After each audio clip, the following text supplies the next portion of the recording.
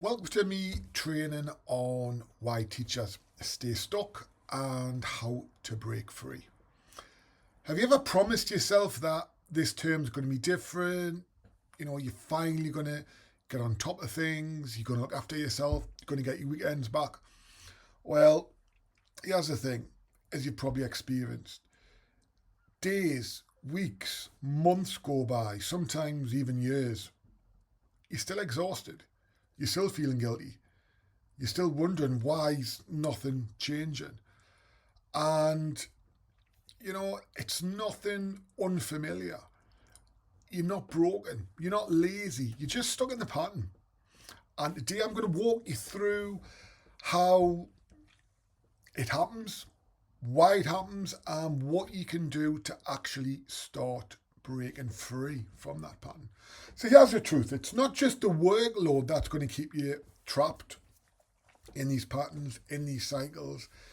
It is the thoughts that's going through your head every single day. Have you ever heard the phrase, change the record? Well, it's exactly like that. We've got these thoughts, we've got these patterns that are going around, these cycles in our head every single day. These kind of set the perception for our reality, for what we think. So the thoughts are the stories that you are telling yourself, and those thoughts that you have every day, these become beliefs. And these are the things you kind of accept as being true. And the beliefs that you have, they then drive the actions. So these are the things that you do or you don't do. And the actions that you are taking create the results. And that is the reality where you live. So let's have a look at this in terms of teachers and educators. So let's just say you got the thought of, well, if I start saying no to people at work, they're going to think I'm lazy or they're going to think I'm weak. So the belief behind that might well start to be was my worth depends on how much I can give. So the more I give, better teacher I am. The less I give, the worse teacher I am. So every action that you then start to take, all those extra duties you are volunteering for, all those emails that you're replying to late at night, first in, last out, the results that you are getting from these actions is going to be exhaustion. It's going to be starting to resent the job for making you feel this way. You're not going to have time with your family, and that's going to cause complications and issues. So here's just an example of a teacher I was speaking to recently, Sarah, primary school teacher, and she told me that she was crying nearly every Sunday night. She wasn't happy in her role. She wanted something different, but she kept thinking, well, what if I fail? What if I'm not good enough? Who's going to want to employ me? So that thought then became a belief. She'll never be confident enough to apply for that job, to change schools, to do something different. So she stayed put. She got stuck. Another year passed and she was still exhausted, still unhappy, still undervalued, still missing out on family time, all because of that belief. So this cycle isn't just about school, it's your entire life. It's who you are. It affects everything. You've got low mood, you're feeling flat, you're feeling numb, there's no real joy, happiness going on there. If your confidence is low, you're not going to apply for the job because you think, well, what's the point? I'm not going to get it. You're not speaking up in meetings. Why would I want to say anything? They're not going to value what I've got to say. The anxiety starts to creep in. That Sunday dread. The knot in your stomach maybe every night or first thing when you wake up. Oh, what's the day gonna bring today? Because you are worried about, are you gonna have the tools to kind of cope with what the day is gonna throw at you? Relationships. You're snapping at your kids. You're snapping at your partner because you've got nothing left. When you're getting in, you are completely exhausted, mentally got nothing left. And identity loss, something that a lot of teachers experience, and I certainly did. You don't even know who you are anymore outside of the world of teaching. The teacher and the person you are kind of come one. And anything that happens to the teacher or things aren't going well, it affects you really deeply because you don't have those positive experiences outside of school anymore.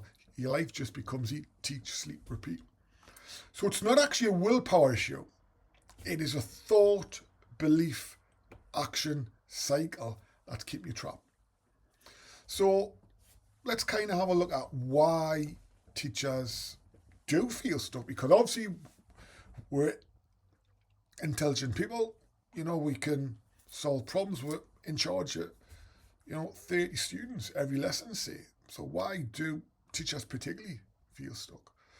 So here's the why. Even when you know you're stuck, you stay there. Let's be honest with you. A lot of people don't want to put their head above the parapet. They don't want to push outside of that comfort zone. It's safer to stay where they are unhappy than it is to make a change. And one of the major ones is we just don't know how. There's no roadmap for managing burnout. Nobody tells you how to set boundaries. Nobody shows you how to rebuild your confidence. It's not something that we're taught when you become a teacher. So what you keep doing, you keep surviving, just clinging on for dear life. You keep pushing harder. If I just do this extra hour's worth of work, if I just do this extra bit of marketing, if I just do this or I stay a bit later, things will get better. But actually, it doesn't. It gets worse. So that hope that things are going to change is one of the things that kind of kills me. And you don't value yourself. Teaching culture glorifies self-sacrifice. The kids come first. It's not about me, it's about them. And you become a bit of a martyr for that. Oh, it's not me, it's the kids. And, I'm sure we've all kind of came across people who really play the martyr badge and role really, really well. You feel guilty for when you're resting because you think you should be doing work, you should be catching up. You feel guilty when you leave on time. Your needs as a person, not even as a teacher, come last. You start to miss family events. You don't get back in time, so you're missing spending time with your family, with your partner, doing things that you enjoy. Even just going for a walk or getting a coffee, and you just don't do anymore because it's just me. And it's those thoughts that start to create those patterns. You're scared to invest in yourself. This is a big one. Many teachers have got big blocks with money. You'll happily spend your own money on pens, displays, stickers, books, all that other stuff that you need for the day-to-day teaching. But when it comes to your own well-being, you won't spend anything. Think, oh, it's not worth it, it's just me. So what happens? Nothing changes. You cling to the familiar. See, even when you've got that job that's making you unhappy, you've got that toxic senior leadership team putting the pressure on, you just don't enjoy what you're doing or working in that team. It's safer to stay within that unhappy environment than to make the change. Spoke to many, many teachers who are deeply unhappy. They cry and they get really emotional on a Sunday. They hate the job, but guess what? They're staying stuck. Just in this last week, I've had several conversations with teachers, and they're telling me, look, I'm burnt out. And they're listing all the ways they're burnt out and all the way that it's affecting their life. But they're kind of stuck in that they don't value their self part. They don't invest themselves in that part because their confidence is so low. They just think, me, why should I? So nothing changes. So here's the cost. It's not actually the money. The money's nothing. When people talk about money and things like that, we can find that there's things that we can do, but that's not really what this is about. The true cost is that constant erosion of your confidence. When you're unhappy, you're not enjoying what you're doing. You maybe got a toxic team. Every day it's chipping away at your confidence because that data lift, your reports weren't as good as they should have been. The class data is not as good as it should have been. That last learning walk maybe it wasn't as good as it could have been. There's always things, no matter what happens, isn't it? You're only as good as your last lesson observation. And it's chipping away. Every month, it's impacting your health. You're not sleeping well. You're feeling really ill. You're under the weather, that constant tiredness. You're picking up bugs left, right, and centre. You may be putting weight on because you're overeating to make yourself feel better. I've been there. I did that. And every year, opportunities slip away. You may went into teaching and you wanted to be that, head of department. Or you wanted to be a head of year. You might have wanted to be assistant principal, deputy principal, even a head teacher, who knows? But every year you're just playing safe, you're not doing anything, those opportunities are slipping away. But it's not even work. The family moments are going to slip away. If you've got children there and you're putting the job first, before you know it, them children are going to be grown up. And what they're going to remember of you is, Mum, Dad, yeah, they loved us, but they were always stuck behind a laptop. When I went to talk to them, they were always too busy. They were doing the reports, they were doing marketing. These are the things that children remember. So it's all those moments, those special things, and it starts to fade. The longer you stay stuck, the harder it is to get out of. So if you think about it as well, all those opportunities you have missed, even if we just put it at a basic financial cost, if you were better and you applied for the job and you felt great and you had the confidence and, how much is that worth, the cost? 1, 2, 3, 4, 5, 10 years. You could be looking at 50,000, across 10 years. That's a lot of money. And I know we don't get into it for the financial thing, but this is the the cold, harsh reality of some of it. Or it's that you were teaching your children 6, 7, 8, and then before you know it, they're 15, they're 16, and all those years that you worked hard to provide down the teenagers, they don't really want to know too much, so you've missed out on all that. So here's the thing. You might wonder, well, how do I change this? How do I kind of reverse it? How do I start flipping the cycle? Well, you need to start off by coming up with a new thought. So instead of thinking, rest makes us lazy, I should be doing this, I should be, try. Well, actually, rest makes you a better teacher and a parent.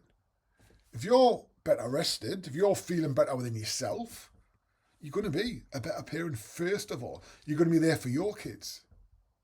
That's going to make you feel good. So it's going to make you feel happy about yourself.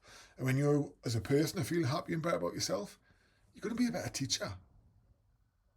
Because you're going to be going to work on top of things rather than going in as a shell and you're just trying to scrape by. You're just trying to get through that lesson, make it to the next one, or just make it to the next day, hanging on by your fingertips. New belief, I'm worthy looking after myself. Actually looking after yourself is something valuable. It's not just an afterthought. So if you can be coming up with those beliefs, then you start to create new actions. Well, actually, I am going to protect my evenings. I am going to say no to at least one thing every week. Saying no to them is saying yes to you. I am going to delete my email app from my phone. Or I am going to switch them off and I'm not going to check them after 6. I am going to make sure that, I have one full day a weekend. Or I'm going to leave the laptop at work. Maybe. Things like that. And the results that you will get from that will be things like more energy.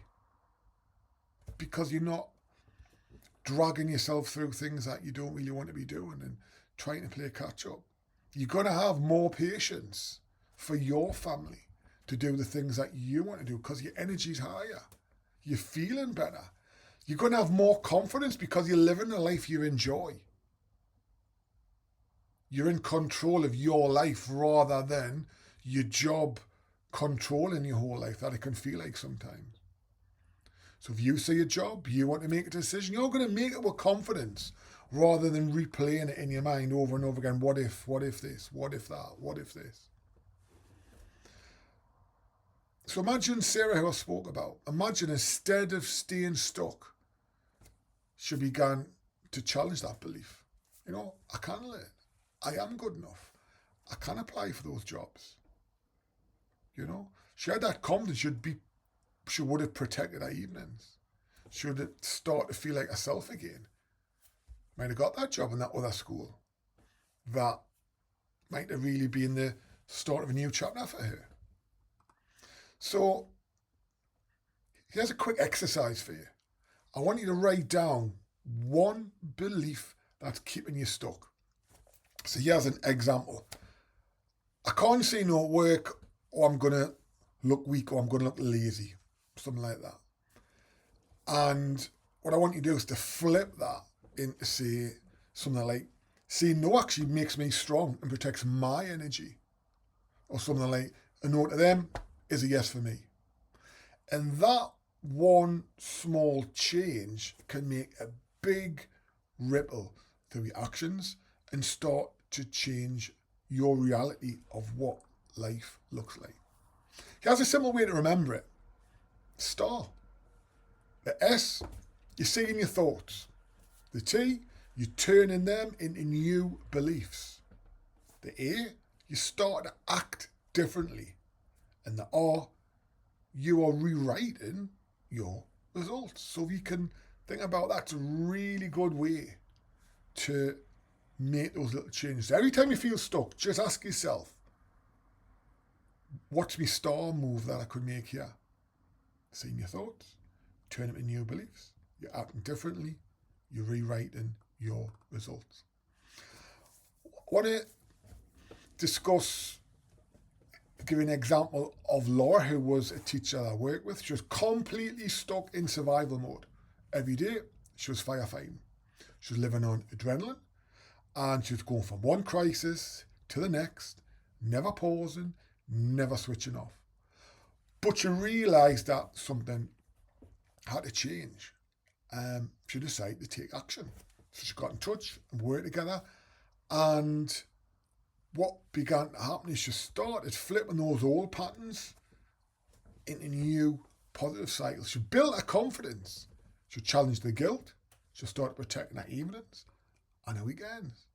So Laura, she's back in control again. She now knows how to switch off. She's got the confidence to be able to do that, to relax, to spend more time with her family, to leave the laptop at work or leave it in the bag on a weekend without feeling guilty.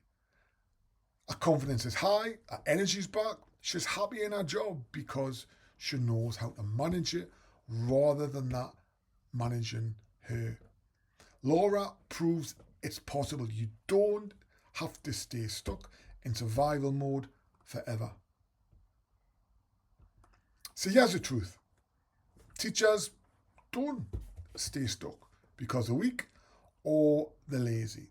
They stay stuck because nobody ever taught them how to break the cycle. But you can break it. I believe teachers got loads of superpowers, and that's not like a bullshit thing coming out there. We are able to manage a class of 30 kids, multitask, do a load of things. We've got the skills, abilities to do that. But the chink in our armour, the Achilles heel, is our own well-being. Because we don't really think about it, we'll just put it last. But you can break it. You can shift your thoughts.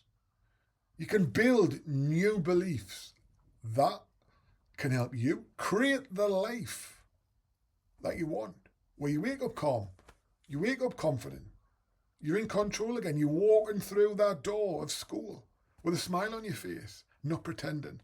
You know, whatever what you're doing with your family, you're happy, you're more like the old you again. But you don't have to do it alone. And this is exactly what I help teachers with, because I was there. I was burnt out. I did 20 years, but I didn't have the skills. I didn't have the know-how.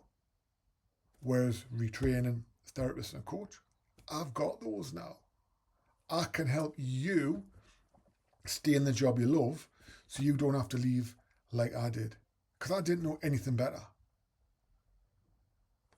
So don't let another term slip by. Don't spend another Sunday night, dreading the Monday. If this training has really resonated with you, or something that, this is me, honestly, this is, feel free to book a free strategy call with me. We'll map out together the roadblocks, your reality, and we can come up with a plan to finally break that cycle so you can thrive in teaching, but as a person in your life. The only question is, are you going to stay stuck, or are you ready for the challenge, for the change? Drop the DM if you like that free strategy call. Hope this helped.